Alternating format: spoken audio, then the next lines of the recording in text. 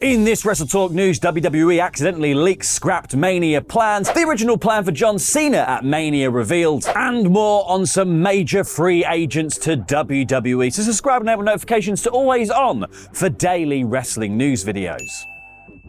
Support WrestleTalk!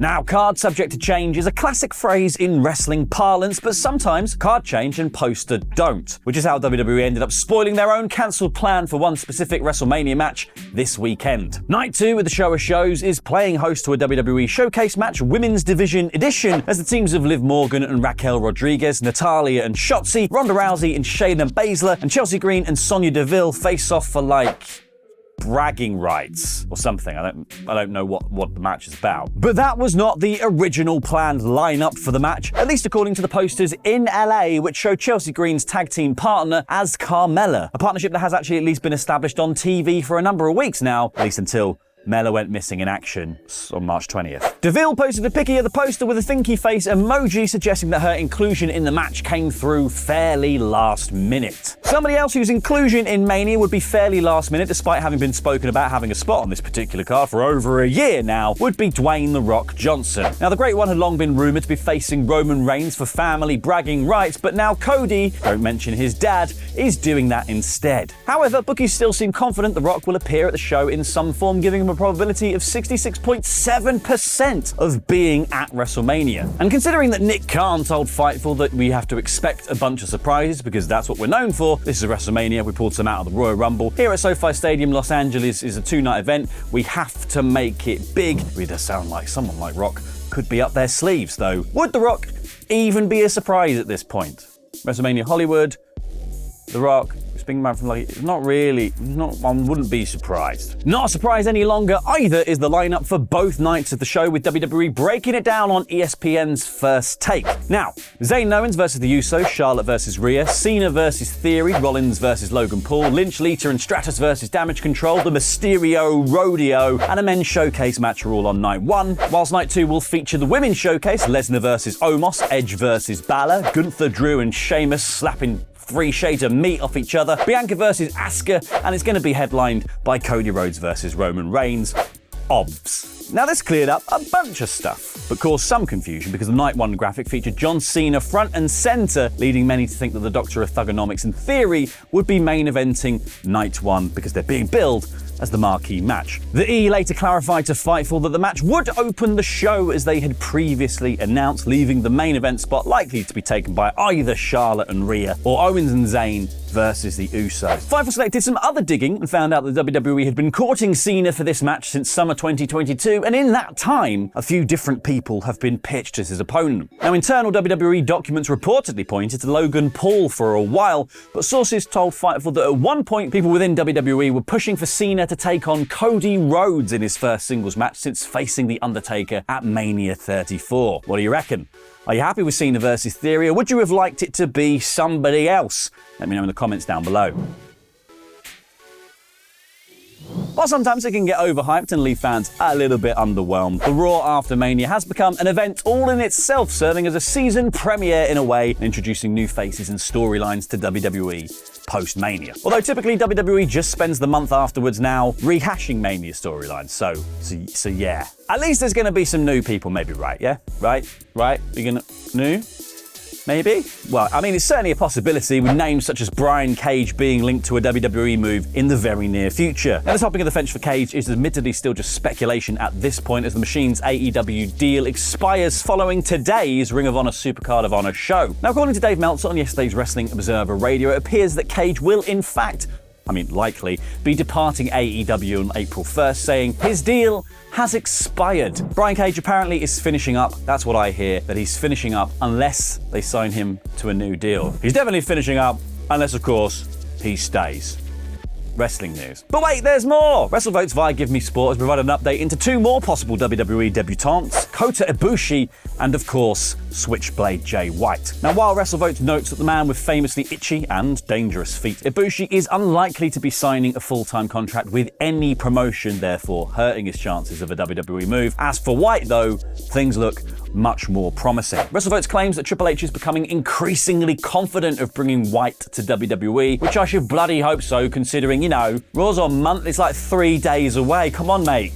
Get it sorted. But wait, there is one more, because diverting to the women's division now, and while Asuka and Io Sky are flying the flag for Japanese stars in WWE, there was one more notable Japanese star who was also doing the same thing not that long ago, that being Kairi. The former IWGP Women's Champion recently revealed her free agent status, and in a recent interview with Steve Fall of WrestlingNews.co discussed her ambitions for a return to the company. These aspirations including competing in a Royal Rumble, working with the aforementioned Io and Asuka, and winning the WWE Women's Championship. So while all eyes may be on the new or returning faces stepping back through the WWE curtain, what of the man who's been the face of WWE for, I don't know, like a gazillion years at this point? Forever. Roman Reigns. We'll talk about Roman Reigns. While Roman's astounding world title run looks likely to end on Sunday, what has been much less clear is what a potential loss at Mania would now mean for his WWE future. Because while WrestleVotes via Give Me Sport had reported that the Tribal Chief has been set for a significant break following Mania, contingent of course on Roman Reigns losing both of his titles at Mania, which